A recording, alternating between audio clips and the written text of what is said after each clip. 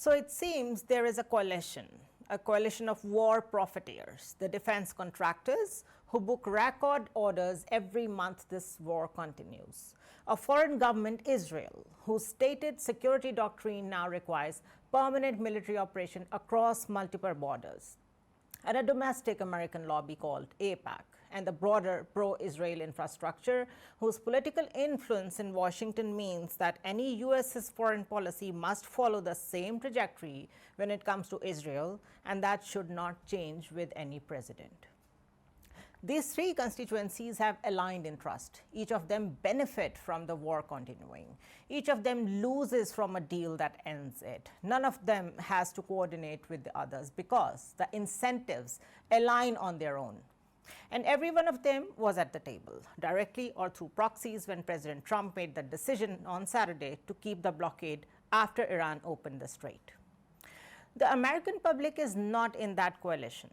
American voters want this war ended. Confidence in Trump's handling of U.S.'s foreign policy, according to Pew, is at 35%.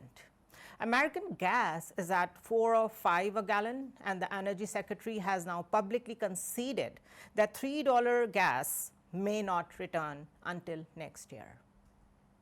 The American economy is absorbing a 40-year worst supply shock.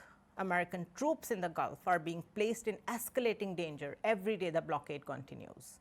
The American interest, narrowly construed, is to take Iran's olive branch and end this thing. So the question for President Trump tonight is not a foreign policy question. It is a domestic political question, and it will define the future of the Republicans. Because for the last 48 hours, the evidence of his choices says the second one. He took an Iranian concession and pocketed it without hypocrisy. He kept the warships in place. He authorized the Spruans to fire. He is sending a delegation to Islamabad that will arrive on an empty room maybe. And on Wednesday at midnight, unless something changes, the ceasefire dies and the war maybe restarts.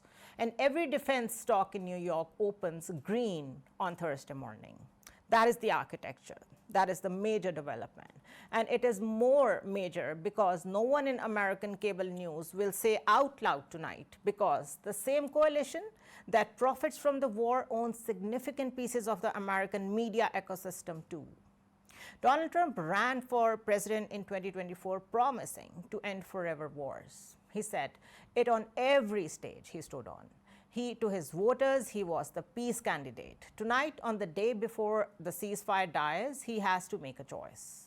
The American public is watching, the world is watching, Tehran is watching, and Pakistan, which has done everything as a mediator can do, is watching. Let's discuss this with our guest, who is a defense analyst, Air Commodore retired Khalid Chishti. Thank you so much, Mr. Chishti, for joining us. Since we are discussing the political economy involved in this war, let me start with some numbers. So RTX up 110% over 3 years, Lockheed up 40% in 2026 alone, Northrop up 46%, the iShares US Aerospace and Defense ETF up 35% since this war began. So defense sector analyst Byron Callan at Capital Alpha Partners told the Air and Space Forces magazine that gains for the munitions suppliers could only shrink, quote, if the war neutralizes Iran as a threat. So the financial logic of American defense industry, I think it does not favor the peace. How do you look at it? Thank you very much, Ms. Zunaira, for the kind invitation. I think I agree because the biggest military industry any country has is the US. And then obviously US has many interests in the global politics, and obviously the stability does not suit. On the other hand, the Chinese are not into weaponization from that angle. I think the biggest market that is captured by the military hardware obviously is done by the United States.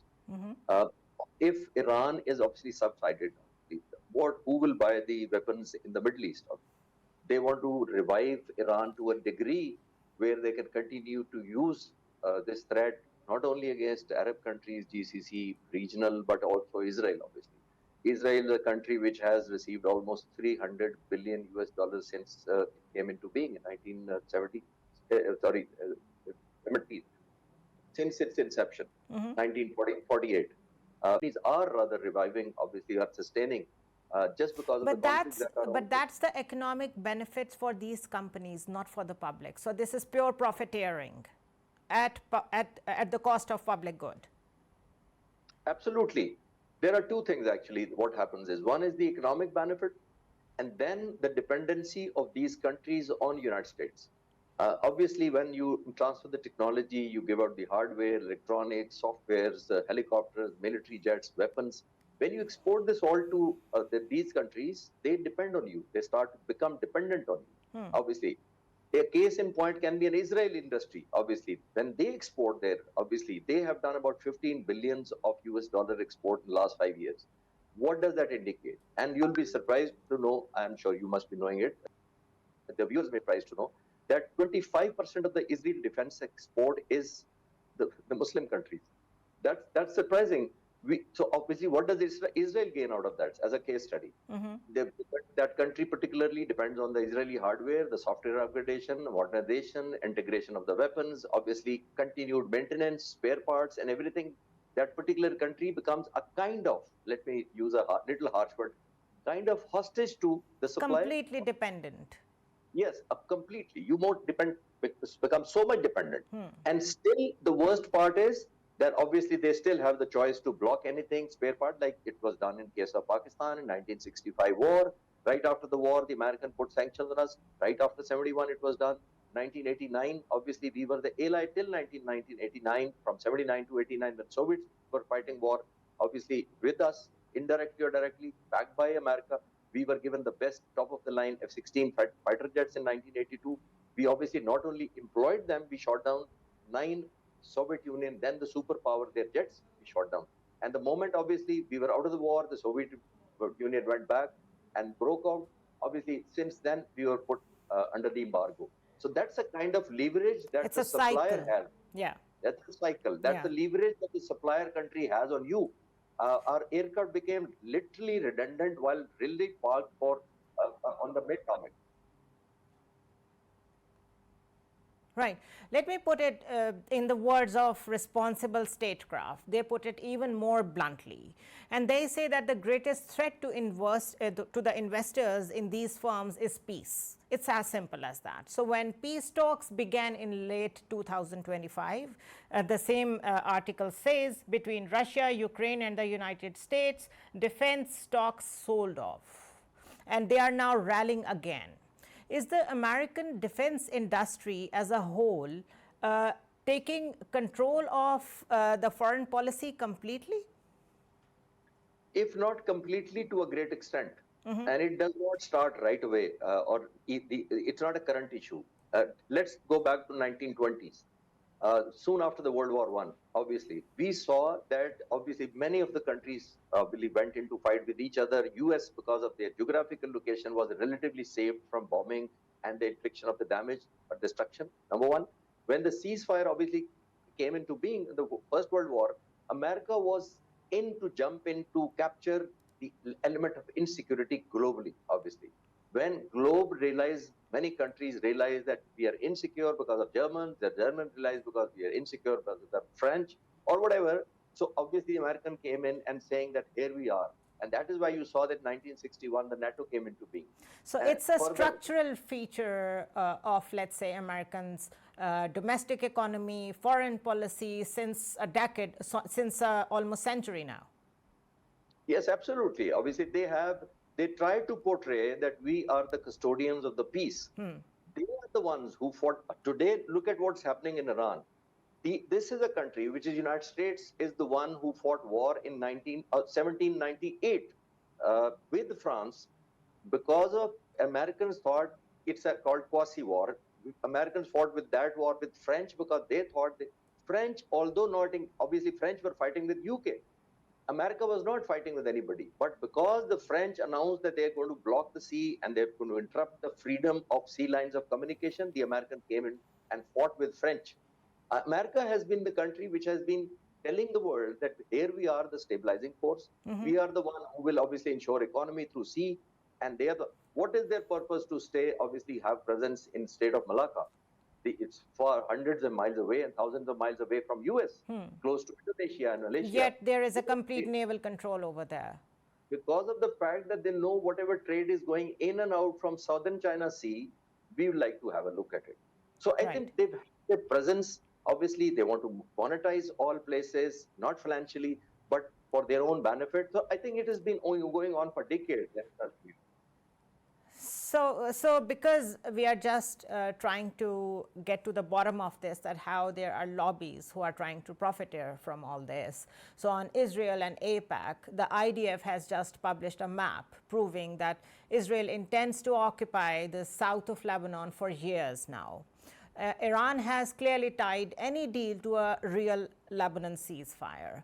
AIPAC and the pro-Israel infrastructure in Washington spend over $100 million per cycle just to ensure that no American politician can publicly pressure Israel to withdraw. With this policy in place, when you compare what President Trump is doing at the moment, going back and forth on his own words, do you think a peace deal or a ceasefire, extended ceasefire, possible in this conflict? Ms. Zunaira, I believe that President Trump has been put into a reaction dilemma. Now, what is reaction dilemma to my perspective is that he is not clear which side to take. On one side, is he not clear, or is he trying to balance all the sides? Yeah, whatever you call it, because he is choosing to be on both sides. By compulsion, I'm saying, not by choice. Right. By compulsion. Why? Because the moment President Trump announces that we'll do blockade, we will do massive destruction, we will eliminate Iran and their heritage and everything will go to pop. What happens is the market goes up, the dollar goes down, the oil goes up, the global, there is an element of panic and people start to accuse President Trump of wrongdoing, whatever. That gives a leverage to President Trump saying, when he says that, he thinks that I'll get a better deal from Iran by saying that I will do this kind of destruction, number one. On the other hand, when he goes soft, he says, I want to have a deal, I might fly to Islamabad. People start to believe that, okay, he's in a losing position or a disadvantaged position, if not losing. Then he does not want people to believe that we lost the war and it was a compulsion for us to accept the ceasefire. So I think that is why he's playing from the both sides. But now I think the time has come. I've been talking to some of my friends in US who are believing to be Republicans or the Democrats. They say the Republicans are behind him, telling him that you must do the ceasefire on a good note. Otherwise, we will not be able to recover the damage incurred because of this war. And next election, after 2.5 years, obviously, the Republicans would face a severe criticism while defending this war. So I think that's why I'm saying he's in a reaction dilemma. He's not clear. Sometimes he does this, and the other time, within the same day, he changes stances. Sometimes he's very soft, and the other time he goes very, very... Yeah, it's extremely unpredictable. Air Commodore retired Khalid Chishti, thank you so much for joining us. It was a pleasure having you.